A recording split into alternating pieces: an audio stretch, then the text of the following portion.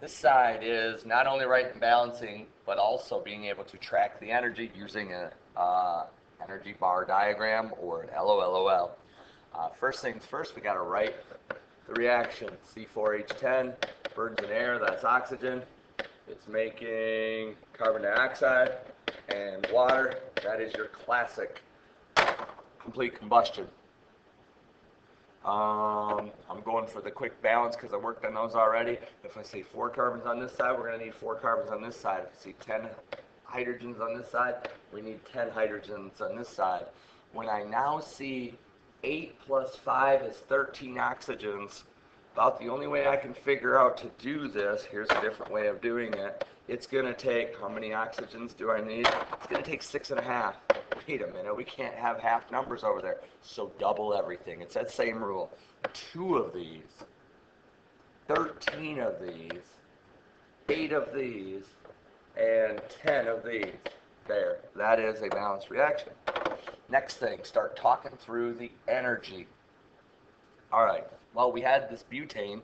It's just outside at room temperature, or just normal temperature. I'll just call it 2 bars of thermal so far. But I know about that stuff. It's chock full of energy. So I'm going to give it more bars. Usually I go for 2 and 2, but I know that that stuff's going to burn. So it's going to have a lot of energy. Now, even though I have to light it with a tiny little match and I just get out of the way, it's just chock full of energy. So right here, I'm leaving this empty.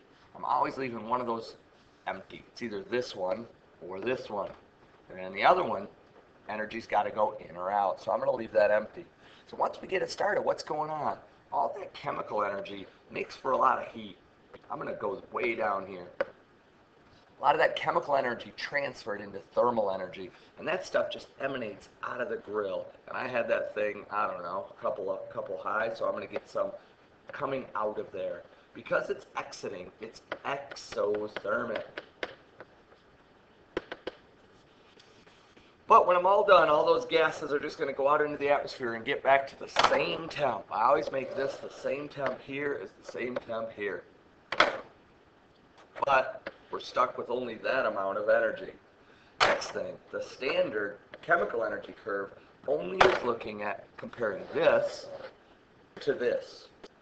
It has more at the beginning where the reactants are than in the products. So I'm going to make this line up here, reactants. It goes down, and products. I also should write that energy is exiting the system, so that goes on the product side. Energy left the system. I have indicated whether I've written the chemical equation, including energy, check and check. I told whether it's exothermic, I put it here. I drew the standard potential energy curve. I did good, I followed the direction. Next one, here's one that we've also done. You've heated sodium hydrogen carbonate, cut to the chase, NHCO3. It decomposed into Na2CO3, sodium carbonate, water, and CO2. If I double this, pretty sure that it is balanced. Okay, that was baking soda. We put it, this is the one we've done, we put it in a test tube. Well, that was at normal room temperature. We'll say 2 and 2. I'm only going 2 and 2 because, well, I don't get the impression that it burns and a bunch of energy comes out, so I don't think it's chock full of energy, just 2. This says we had to heat it. If we had to heat it, I better put some energy in here. And that's going to make this stuff really hot, because that's what Bunsen burners do. We heated it. What's going to happen to that really hot energy? Well, apparently it's going to break apart all of this to form this, this, and this. So it's going to restructure everything, and those products are going to chemically have more energy because we put the energy in. I'm not going to put anything on this one then. One of these is always going to be left blank. Ultimately then I'm going to adjust for this, that the fact that there's thermal, well, I'm going to change that to 4. And once again, after a little while, this gets back to this same temperature. So I had 4 bars of energy. I added a bunch with heat. What it did is broke everything apart and restructured it into a chemical with more energy. Standard energy curve is going to compare this to this, the products to the reactants. what I'm seeing is the reactants have a low amount of energy and the products have a higher amount. No numbers needed or anything. Since heat entered, this is endothermic. And so I have to write the word energy on, see if I can fit it in here. I can just put it over here. Energy plus, or it could have been that sodium hydrogen carbonate plus energy. So, did I follow all the directions? Did I write and balance the reaction? Check. Did I include the word energy? Check. Did I identify it as endothermic or exothermic? Check. Did I draw the standard curve? Yeah, so I'm all set. These, you can pretty much rest assured I'm going to give you one of each type of reaction. I've written all my notes for them right here. I could just do it like this. I'm going to find the one that only has one product, because the only thing that can be is synthesis. Let's see. I'm going down. The only one that has an arrow and only one thing after it is this. That one has to be the synthesis. Let me now, all right, check. Now I'm going to go find the decomp. It will have one and only one reactant. Let me go down and find the one that only has one reactant. Two reactants,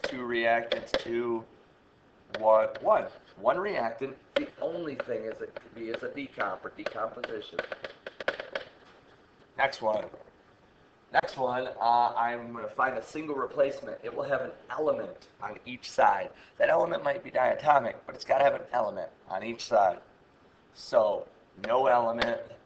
There's an element on this side. Is there one on there? Yep. There's my single replacement.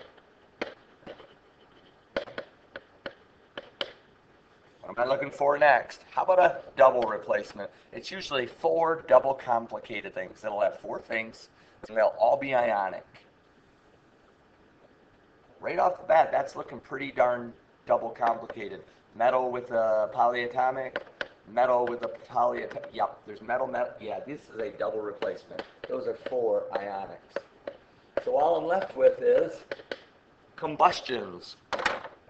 Wait a minute, this looks exactly the same. Nope, one subtle difference. This one has carbon dioxide. This one only has carbon monoxide. Checking my notes and my studying, the one with carbon dioxide is complete combustion. The one with carbon monoxide that makes that poison is incomplete combustion. So which one has CO2? Complete combustion. And the last one is incomplete combustion because it only makes carbon monoxide.